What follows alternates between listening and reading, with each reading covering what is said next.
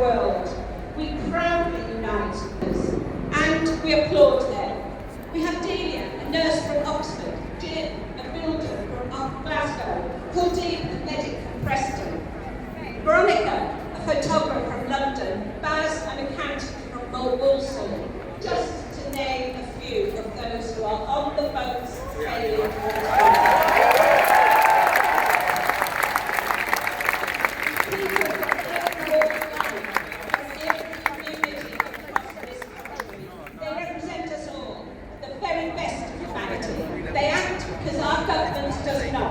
Please support us, track the flotilla, use social media, your contacts, influences, MPs to help protect our boats and our people. Break Israeli illegal siege and bring humanitarian aid to Gaza. We are a global force. Join us, support us. Chok Yallah, our day will come.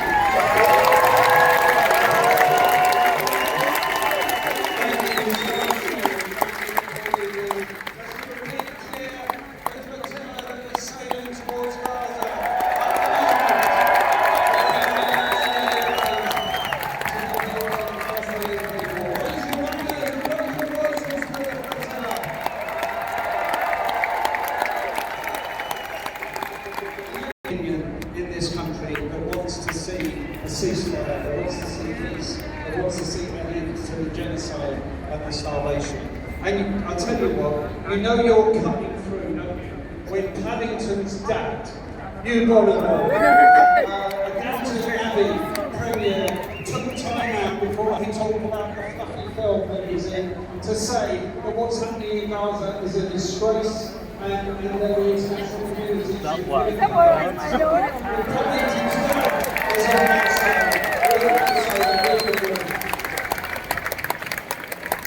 really proud to introduce our next speaker and to have stood alongside him for the last 2 years in this campaign.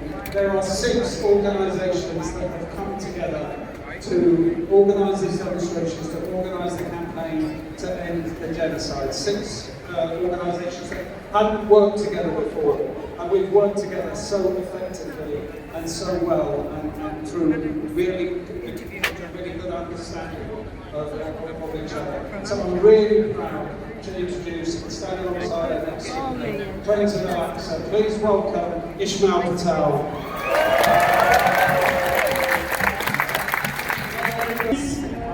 Some lives are more worth than others. That makes him a racist bigot. His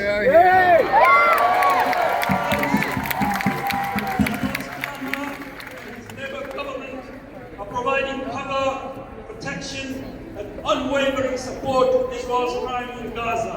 What does Canada do? Since September 2024, his government has approved exports of 8,630 separate munitions to Israel. Weapons that then have ended up the killing fields of Gaza. This, my friends, is not complicity in genocide.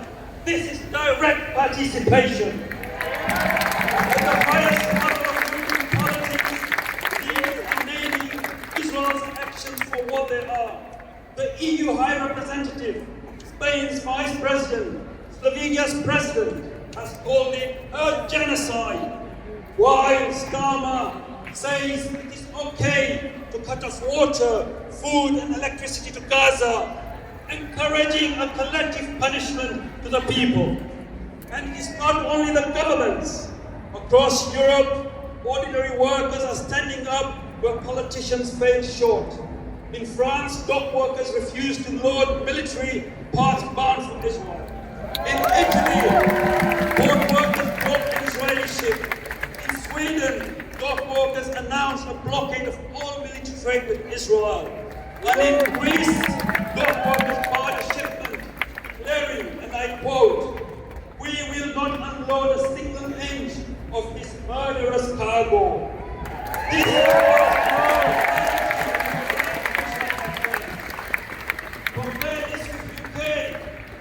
Compare this with UK, where workers are sacked simply for wearing a Palestinian badge, where police are used to arrest people for saying they support the Palestinian people or waving the Palestinian flag. Starmer, instead of supporting those demanding an end to genocide, is imprisoning them. Calling to stop a genocide can never be a crime, will never be a crime, and we will continue calling it a crime.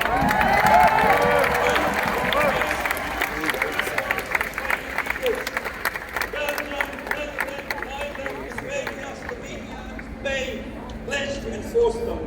They upheld the principle that international law is non-negotiable.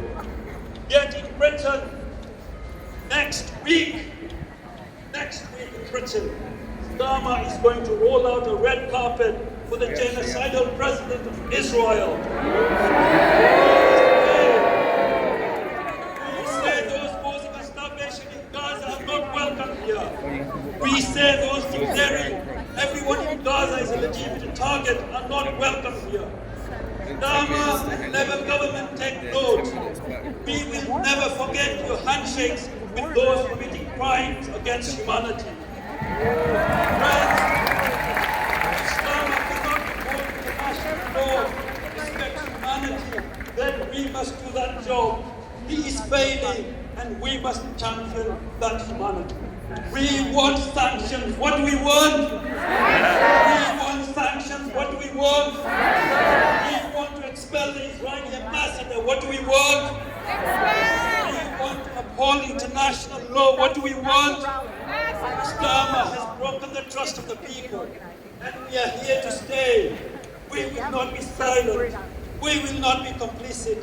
We will continue until Gaza and Palestine is free. Free, free! Palestine! Free, free! Palestine! Free, free! Palestine! Thank you very much, my friends. We have witnessed many groups and workers organising, and we have got a brief announcement from a group, Culture Workers Against the Genocide. They're organising an event, and they really want people to get along, so please welcome our representative. Next Sunday, on the 14th of September, Culture Workers Against Genocide will march from the Royal Opera House to Whitehall to send a clear message to British cultural institutions that they must end their complicity in Israel's genocide now. We will march together, building on the recent victory at the Royal Opera House that proves that when we organise, we win. Join us at 12 noon outside the Royal Opera House in Covent Garden. We need this to be as big as possible. Thank you. Thank you so much. Please go along next week if you can. I'm very pleased to be introducing our next speaker. Many times we are accused of our marches being hate marches, that we are peddling anti-Semitism, but we know that that is not true. Every national march we have a huge Jewish bloc. It grows week and month after month.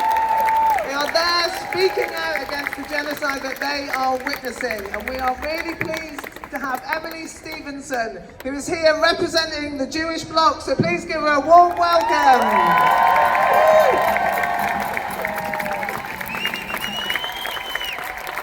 Thanks everyone. 10 days ago, I landed back at Stansted Airport after spending 2 weeks in the West Bank. And rather than do my usual routine on this stage, which is to give you a big dramatic speech, to make you cry, to pull on your heartstrings, I just want to tell you what I saw. What we're witnessing in the West Bank is, in the words of a Palestinian activist I met in Masafat Yatta, the Gazification of Area A. Settler soldier militias have caused flight from over 10 communities in Masafat Yatta in the immediate aftermath of the beginning of this genocide. Traveling there is entirely different to seeing it through your phone screen. You can intellectually appreciate what you're seeing. You can acknowledge that it is apartheid. You can acknowledge the reality of occupation, but until you see the brutality of life on the ground, you have no idea how terrible it is. Often when we hear of settlers, we just think of outposts cropping up, illegal settlements. Let me tell you, there are many, many ways in which Israel annexes land. Archaeological zones, cemeteries, firing zones, roads that intersect and cut off Area A cities from each other. Settlements that are planned along hillsides to cut communities off from their grazing land. Buffer zones around settlements. The spontaneous declaration of national parks. Spontaneously declared closed military zones, one of which I slept in to do protective presence. And the total economic collapse of life in the West Bank, making things unbearable for Palestinians. I traveled north to Jenin, which used to have 17,000 olive trees on its hillside. Today, the top of the hill is occupied by the settlement of Yitzhar, the home to the Hilltop Youth Movement. Like in Ida, heavy tear gassing is a reality. And one of them joked that the olive oil in Bahrain is the best tasting in Palestine because it's the only one seasoned with Israeli tear gas. The last Palestinian house on the mountain occupied by Yitzhar has been repeatedly burnt to the ground. The two elderly Palestinians who occupied it both died of heart attacks following settler attacks. If that isn't terrorism, I don't know what is. And their grandchild has lost the ability to speak because of the trauma that he has experienced. The settlers at the top of Yitzhar mostly come from Brooklyn. And in Bazait, I met Munta Amira from Ida, who was beaten in front of his children. He said the greatest mistake of his life was telling his daughter that he loved her because that's what prompted the soldiers to knock him unconscious.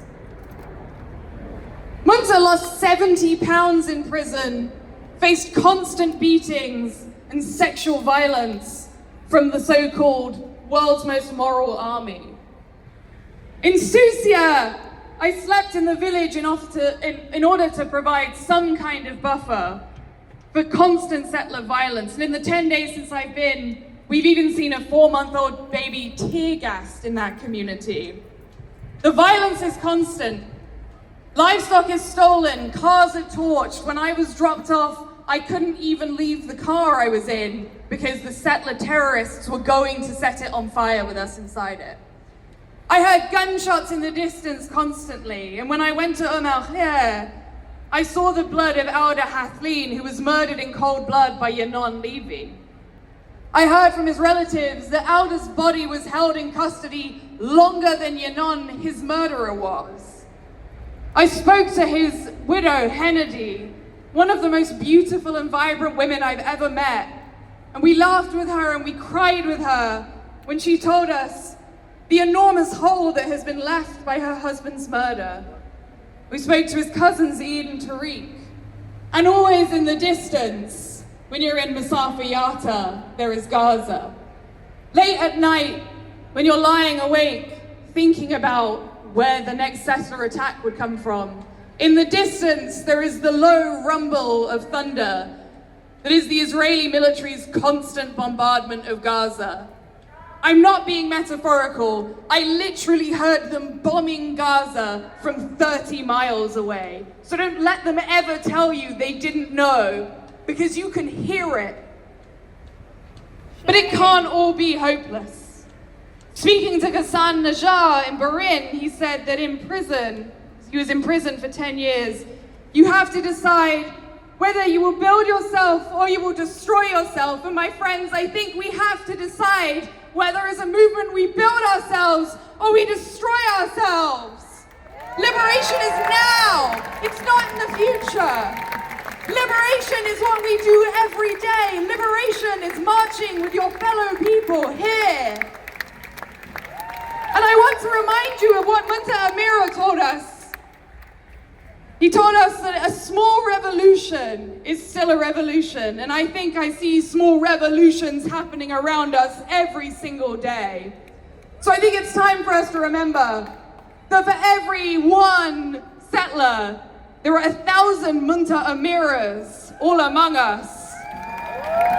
And for every one Yanon Levy, there are 1,000 Alda Hathleen. I want to leave you with the words that his cousin Eid said. about Elder. They tried to turn you into one less by murdering you, and instead, they turned you into 1,000 more. And I think I see all of them here today. Thank you, Emily. In our thousands, in our millions. In our thousands, in our millions. In our thousands, in our millions. In our thousands, in our millions. In our thousands, in our millions. Our next speaker is a lifelong friend to the Palestinian people and defender of human rights. He's the independent MP for Islington North and the People's Prime Minister. Please give a very warm welcome to Jeremy Corbyn.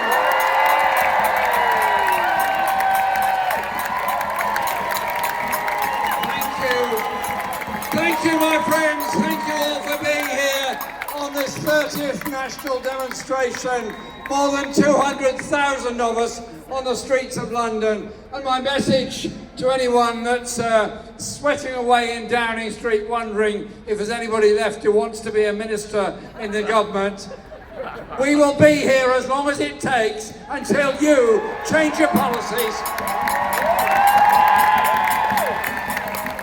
Change your policies and act in the interest of humanity, not in the interest of the greed of the arms manufacturers of this world. As I've said at previous demonstrations, we tried to get a bill through Parliament to set up an independent public inquiry into British government policy. They opposed it, they blocked it, and they said they wouldn't have such an inquiry. And so we held our own tribunal over the last 2 days. We held it in Church House, Westminster, and I want to say a huge thank you to Niamh Gordon and Shahid Hamouri for joining me as the people assessing the evidence we took. We heard from 29 expert witnesses. A report will be produced, a video will be produced, and many of you were probably following it online over the 2 days.